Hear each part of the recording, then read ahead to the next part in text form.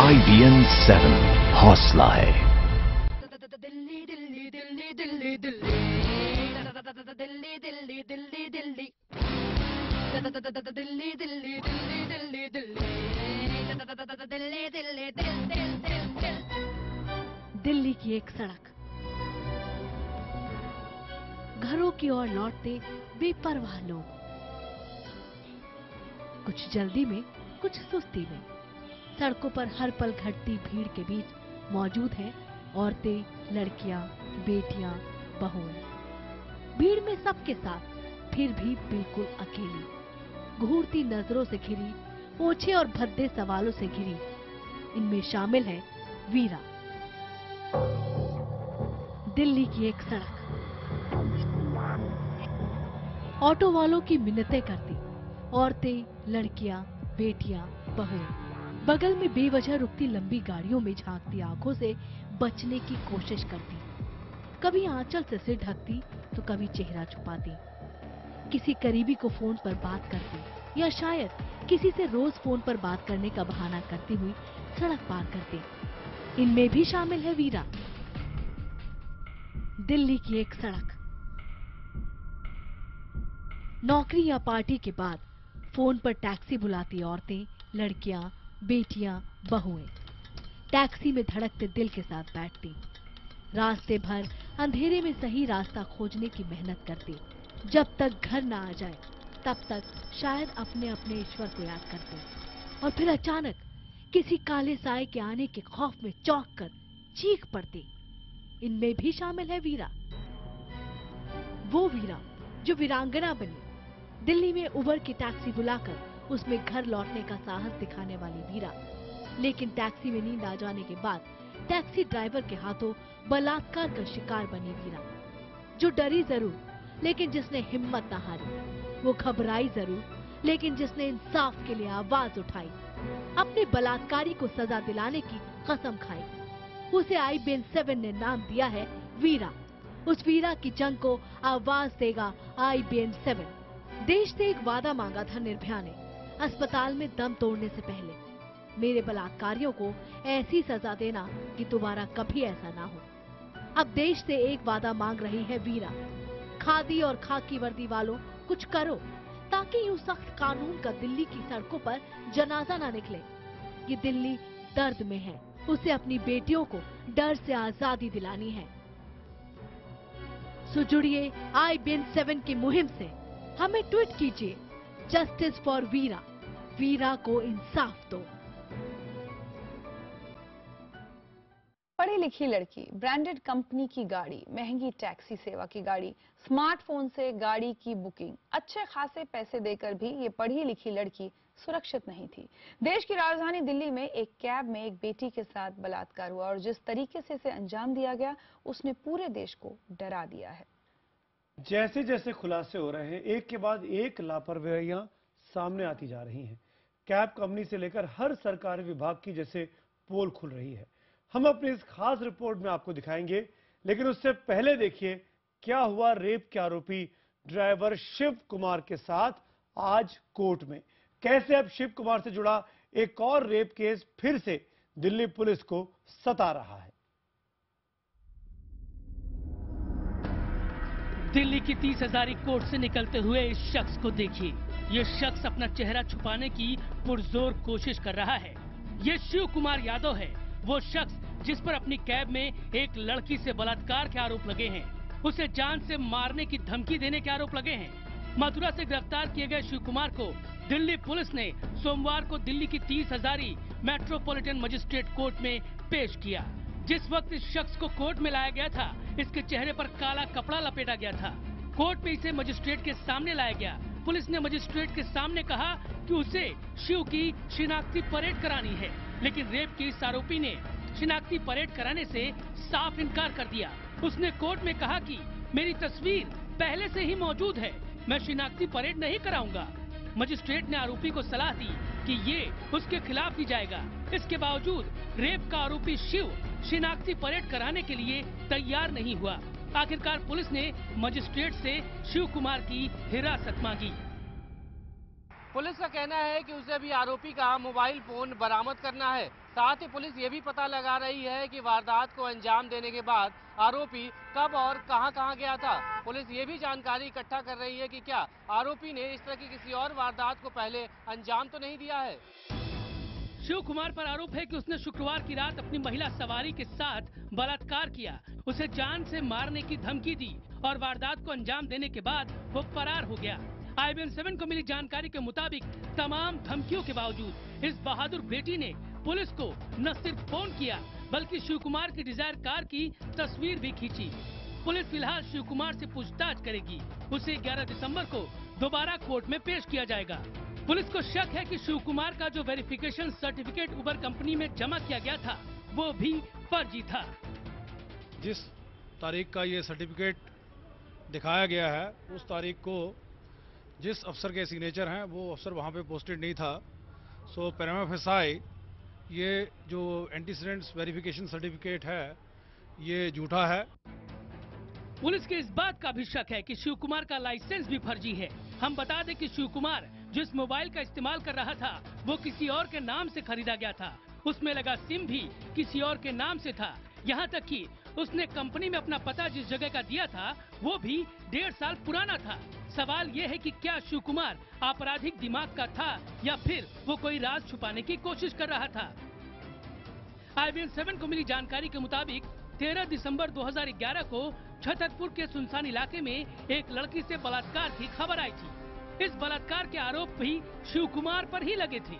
आरोप थे कि सहारा मॉल में एक पब में काम करने वाली लड़की के साथ शिव कुमार ने अपनी टैक्सी में चाकू के बल पर बलात्कार किया और उसे वसंत विहार इलाके में फेंककर फरार हो गया। इस आरोप में शिव कुमार 7 महीने तक तिहाड़ जेल में भी रहा था।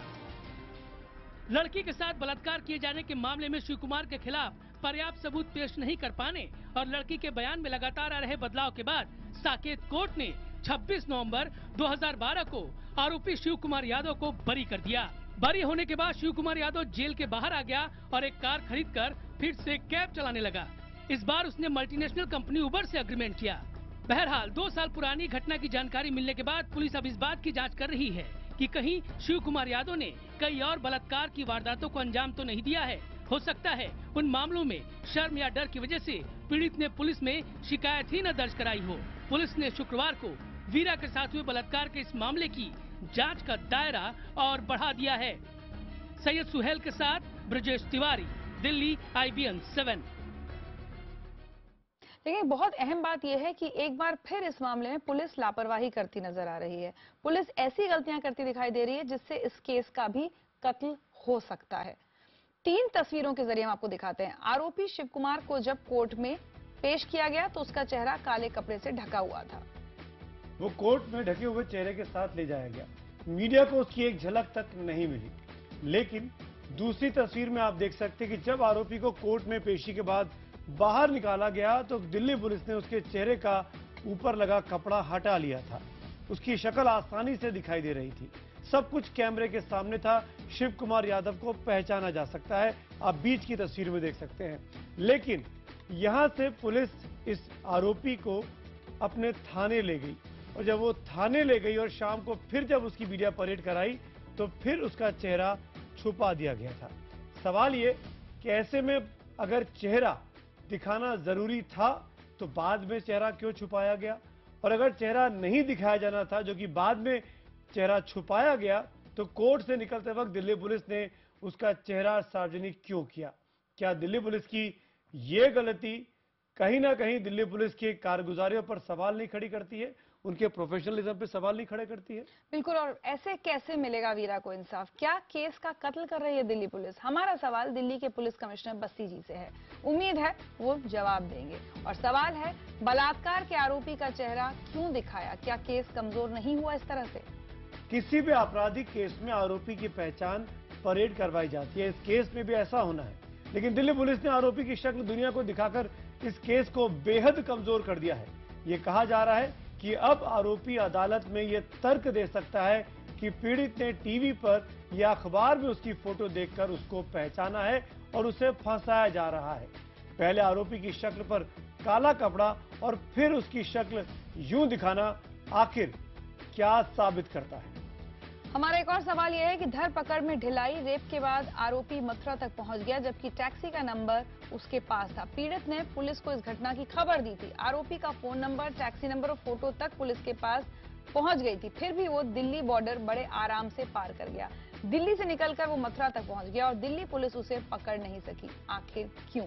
क्यों ना ये मान लिया जाए कि इस केस की शुरुआती पड़ताल में बेवजह की देर और ढिलाई बरती गई। दिल्ली पुलिस की तीसरी बड़ी गलती हम आपको बताते हैं। शनिवार को सड़कों पर पुलिस ज्यादा मुस्तैद आमतौर पर रहती है, फिर भी टैक्सी में बलात्कार हुआ, सड़क पर बलात्कार हुआ, पुलिस को भनक तक नहीं लगी। उबेर की ये टैक्सी बुक कर वापस घर लौट रही लड़की को किसी भी पुलिस नाके पर चेक क्यों नहीं किया गया?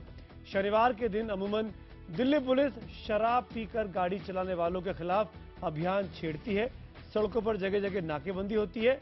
फिर भी एक सोती लड़की को लेकर यह टैक्सी ड्राइवर को एक बार भी पुलिस ने रास्ते में न क्यों नहीं रोका, क्यों नहीं सवाल पूछे?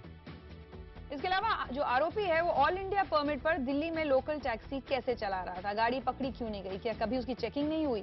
उबेर के लिए टैक्सी सेवाएं दे रहे इस इंसान की गाड़ी का परमिट नेशनल था। नियम साफ कहते हैं कि नेशनल परमिट पर चलने वाली टैक्सी दिल्ली एनसीआर में लोकल टैक्सी के तौर पर नहीं चलाई जा सकती।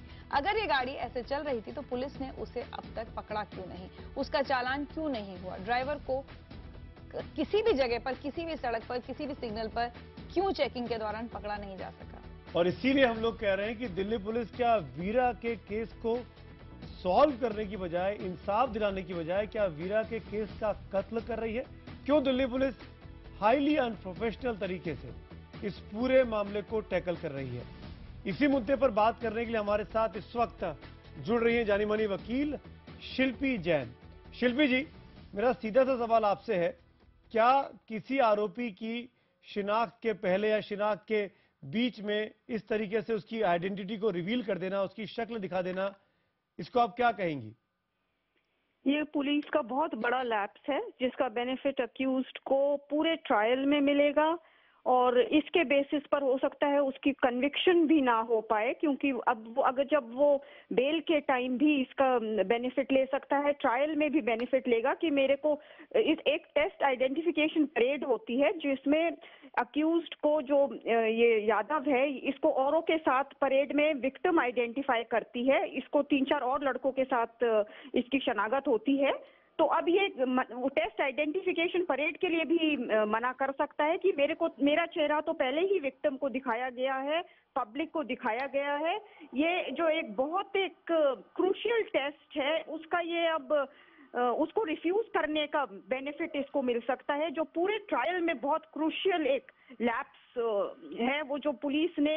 मैं हैरान हूँ कि किस तरह की इन्वेस्टिगेशन एक ऐसे केस में जिसमें इतना मीडिया अटेंशन है, इतना सेंसेशनल केस है, इसमें पुलिस ऐसे एक्ट कर रही है, तो आप समझ सकते हैं शिल्पी जी ये जो अक्यूज है जिसकी शक्ल दिल्ली पुलिस ने दिखा दी, मैं यहाँ बताना चाहूंगा दर्शकों को, खासतौर पर आप रहिए मेरे साथ, कि जब कोर्ट से निकला तो उसके चेहरे पर कपड़ा नहीं था। आप आसानी से इन तस्वीरों में उसकी शक्ल को देख सकते हैं, पहचान सकते हैं। लेकिन इसके ठीक आधे घंटे के बाद जब इसको थाने ले गई दिल्ली पुलिस और वहां दोबारा जब इसकी मीडिया के सामने उसकी परेड कराई गई तो इसके चेहरे पर कपड़ा लगा दिया गया था। जो तीसरी तस्वीर आप देख पा रहे हैं जो कि रात की तस्वीर है, उसमें देखिए इसके चेहरे पर दोबारा कपड़ा है। तो ये कहीं ना कहीं दिल्ली पुलिस की नाकामी दिखाता है, दिल्ली पुलिस का अनप्रोफेशनल रवैया भी जाहिर करता है। लेकिन शिल्पी जी, मेरा सवाल अब ये है, ये अक्यूज एक बार पहले छूट चुका है मेहरौली में, आज से करीब 3-3.5 साल पहले। क्या ये माना जाए इस बिना पर, इस कमजोरी दिल्ली पुलिस की कमजोरी की वजह से इस बार भी ये छूट सकता है? बिल्कुल, मैं आपको बता रही हूँ ये जो केस की फाउंडेशन है बहुत वीक हो गई है। इसकी जो आइडेंटिटी है अब वो क्वेश्चनेबल हो गई है। वो बाद में इसका चेहरा इसलिए दूसरी बार छुपाया गया है क्योंकि कुछ सीनियर्स ने बाद में एडवाइस कर दिया होगा कि नहीं इसका चेहरा छुपा ले, पर क्योंकि एक बार टीवी पर ये चेहरा पहली बार दिखाया गया है तो उसका बेनिफिट अब बाद में आप उसको कितने ही देर तक छुपा ले। एक बार अगर कोर्ट से बाहर आते हुए या कोर्ट में जाते हुए इसको इसका चेहरा टीवी में दिख गया है तो उसके बाद आप कितनी देर तक छुपाते रहे, इसका बेनिफिट ये पूरे ट्रायल में भी लेगा। और ये कोई नई बात नहीं है, मैं हमेशा टीवी डिबेट्स में यही कहती हूँ कि जब तक आप पुलिस में रिफॉर्म्स नहीं करेंगे, चाहिए। ये इन्वेस्टिगेशन जो है आप सब इंस्पेक्टर और कांस्टेबल्स और हेड कांस्टेबल्स को देंगे इतने क्रूशियल क्रिमिनल केसेस की, रेप्स और मर्डर्स की, तो ग्राउंड लेवल पर कोई चेंज नहीं देखेंगे। और तभी आप देख रहे हैं कितने सख्त से सख्त कानून बना ले। इन्वेस्टिगेशन जब तक आप रिस्पॉन्सिबल ऑफिसर्स को नहीं देंगे, हम क्राइम रेट में कोई चेंज नहीं पाएंगे। शिल्पी जी शुक्रिया। साफ साफ शिल्पी जैन वकील कह रही हैं कि केस बहुत कमजोर हो गया है ये चेहरा दिखाने से। लेकिन सुमित, हैरानी की बात यह है कि पहली बार तो पुलिस अधिकारी या जो भी लोग थे पहली बार तो किसी क्रिमिनल को या किसी अपराधी को लेने जा रहे थे। क्या उन्हें इतनी बेसिक चीज नहीं पता थी? ये तो मतलब बहुत ही सिंपल चीज है, उसमें कुछ भी कॉम्प्लेक्स नहीं। और एक नहीं, दो नहीं, दिल्ली पुलिस ने लगातार पिछले 3 दिनों में तमाम ऐसी गलतियां की है। इस मामले को सॉल्व करने की बजाय ऐसा लगता है कि वो विक्टिम की बजाय अक्यूज के साथ खड़े हुए हैं। अक्यूज की मदद करने की कोशिश की जा रही है और इसीलिए बार बार IBN 7 ये पूछ रहा है कि दिल्ली पुलिस क्या इस केस का कत्ल कर रही है? दिल्ली पुलिस को वीरा का ख्याल क्यों नहीं आ रहा है? दिल्ली पुलिस ऐसा क्यों दिख रही है कि वो अक्यूज के साथ है, वो आरोपी के साथ है? और सबसे बड़ी बात है कि इस समय अगर आप पुलिस से जवाब मांगने की कोशिश करेंगे तो इतनी बड़ी लापरवाही पे शायद जवाब भी ना मिले। IBN 7 इस मामले में आरोपी शिव कुमार के गांव भी पहुंचा। शिव कुमार मैनपुरी के रामनगर गांव का रहने वाला है। IBN 7 ने इस गांव में शिव कुमार के मां और परिवार से बात की और सुनिए कैसे एक माता पिता कह रहे हैं कि वो अपने बेटे की जमानत नहीं कराएंगे। अगर उसने रेप जैसा घिनौना अपराध किया है तो उसे सजा मिलनी ही चाहिए। के बाकी तो मौत लाए फिरते है, जुबानी ऐसी घटना करी है तो भैया बाकी संग में हम का बताए दे तुम्हें, सो हमें बताओ। गंत बहुत गंत करी तो सजा मिलनी चाहिए आपके बेटे को। हाँ, सजा मिलनी चाहिए, जो तुम कह रहे सजा मिलनी चाहिए कि जो मान तो नहीं तो क्या रे भैया मिल के जब बैठा लेते और सोई जन जाकू दिमाग में गोबर भरू, माँ बाप की बात नहीं माने बिना की कहीं चला। IBN 7 ने रेप के आरोपी शिव कुमार यादव के गांव रामनगर में और भी कई लोगों से बात की। हम उसके गांव वालों की बातें सुनकर हैरान रह गए। उनका यह आरोप है कि शिव कुमार ने पहले भी गांव में छेड़खानी जैसी घटनाओं को अंजाम दिया है। बिल्कुल, और जब वो गांव में आता था तो महिलाएं घर से बाहर निकलना बंद कर देती थीं। गांव वालों के मुताबिक गांव की ही एक महिला पर ने भी शिव कुमार पर बलात्कार का आरोप लगाया था। वो पुलिस के पास भी गई थी लेकिन शिकायत के बावजूद पुलिस ने कोई कार्रवाई नहीं की थी। गांव वालों के मुताबिक पुलिस की लापरवाही ने शिव कुमार के हौसले बुलंद किए और उसने फिर दिल्ली में एक घिनौनी वारदात को अंजाम दिया। और जब जाती तो गांव के आदमी संग जाते, उनके संग आदमी जाते।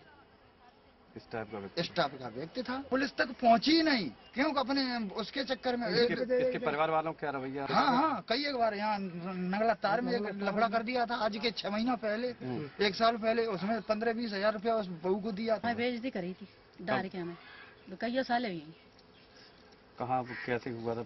हम गए थे, गैया लाई थी, मैंने जाके बटाई तो कर पे और जाके गरम का भूसा नहीं आता, भूसा देता भूस को लेके बांध के पटरिया दे दी। हम ले लगे मेथी सब्जी कानी और जब बहू पठाए थे भाई उन नाला आता और जने डार के मैं और गोड़न पे धारी के मेरी बेइज्जती करी थी और जब ससुरी कई तो जान समाती।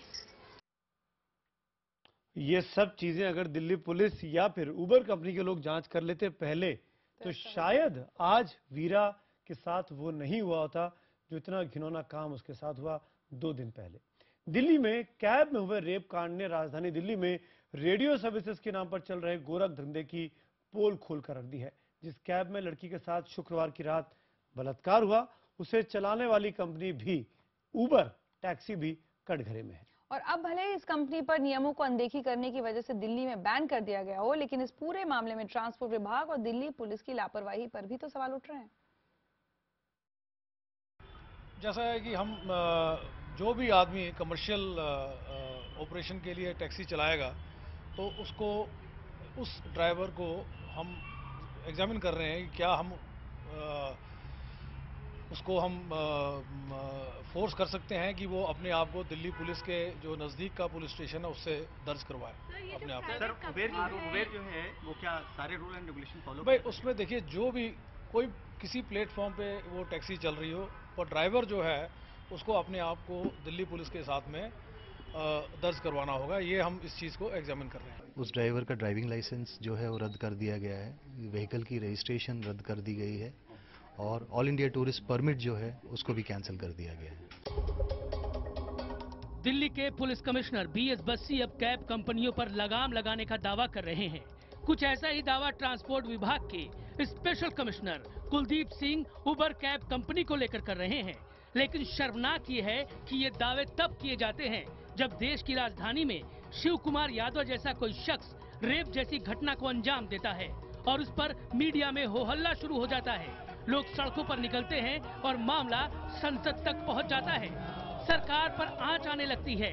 अगर ये सब नहीं होता तो शायद देश की राजधानी के इन विभागों के अफसरों को जागने की जरूरत ही नहीं पड़ती, फिर ये दावे भी न होते। हैरत की बात है कि ट्रांसपोर्ट विभाग के स्पेशल कमिश्नर कुलदीप सिंह को अचानक ये एहसास हुआ कि उबर कंपनी के पास दिल्ली में रेडियो टैक्सी के लिए परमिट ही नहीं था और वो गैरकानूनी तरीके से एनसीआर में कैब चला रही थी। इसके खिलाफ अभी जांच शुरू हुई है और इस तरह की जितनी भी कंपनियां हैं उनके खिलाफ जो जो कानून की वायलेशन है वो सभी कार्रवाई की जाएगी। यदि एफआईआर की जरूरत होगी तो एफआईआर भी की जाएगी। ऐसी लापरवाही, ऐसा रुख वर्दी की काबिलियत पर ही शक पैदा करती है। उबर एक मल्टीनेशनल कंपनी है। उसने दिल्ली के अखबारों में बड़े बड़े विज्ञापन देकर सबसे सस्ती टैक्सी चलाने के दावे किए। मोबाइल पर डाउनलोड किए जाने वाले अपने ऐप का जमकर प्रचार प्रसार किया। लेकिन हैरत है, न तो दिल्ली पुलिस ने और न ही परिवहन विभाग ने इस कैब कंपनी को लेकर तफ्तीश शुरू की। IBN 7 ने Delhi taxi tourism transport association के अध्यक्ष संजय सम्राट से भी इस बारे में बात की। उनका दावा था कि एसोसिएशन ने खुद उबर के खिलाफ स्पेशल कमिश्नर से शिकायत की थी, चिट्ठी लिखी थी, लेकिन कोई कार्रवाई नहीं हुई। हमने जॉइंट कमिश्नर आनंद तिवारी जी को शिकायत करी थी कि कुछ कंपनीज यहाँ पर लोगों को भ्रमित कर रही हैं कि वो रेडियो टैक्सी हैं, लेकिन एक्चुअल में वो रेडियो टैक्सी नहीं है। वो कुछ all India tourist permit DLY गाड़ियों को अपने साथ अटैच करके रेडियो टैक्सी के रूप में चला रही है, जो कि नाजायज है। हमने इसकी शिकायत आनंद तिवारी जॉइंट कमिश्नर ट्रांसपोर्ट को करी थी, जिसपे उन्होंने आश्वासन दिया था कि हम जल्दी इस पे कार्रवाई करेंगे। This is an ongoing investigation. I can not comment. I am sitting in a police station. I can not comment about this please. लेकिन सवाल ये है कि आखिर नियमों की धज्जियां उड़ाने के बाद इस तरह की संवेदना का क्या काम? ये सिर्फ एक कैब कंपनी की बात नहीं है। आरोप लग रहे हैं कि दिल्ली में ऐसी कई कैब कंपनियां चलाई जा रही हैं जो अवैध हैं। इन कैब कंपनियों के नाम पर अवैध तरीके से पूरी दिल्ली में गाड़ियां घूम रही हैं। आपको याद है 16 दिसंबर 2012 की इस दिन दिल्ली में एक बेटी को बेरहमी से मार दिया गया था। तब दिल्ली में निजी बसों के घुसने पर पाबंदी लगाई गई थी। ये हैरत तब और बढ़ जाती है जब ये पता चलता है कि रेप के आरोपी शिव कुमार यादव का ड्राइविंग लाइसेंस भी शक के घेरे में है। आखिर सरकारी महकमे की नींद ऐसे मामले सामने आने के बाद ही क्यों टूटती है? सवाल यह है कि जब परिवहन विभाग को इस बात की पहले से ही जानकारी थी कि उबर कंपनी लगातार नियमों का उल्लंघन करती आ रही है, तो उसके खिलाफ परिवहन विभाग ने समय रहते कार्रवाई क्यों नहीं की? कैमरामैन जयपाल रावत के साथ रवि सिंह, दिल्ली, IBN 7। और जैसा कि हम IBN 7 पर लगातार आपको बता रहे हैं कि हमने एक मुहिम छेड़ी है, वीरा को इंसाफ दो। ट्विटर पर हैशटैग है जस्टिस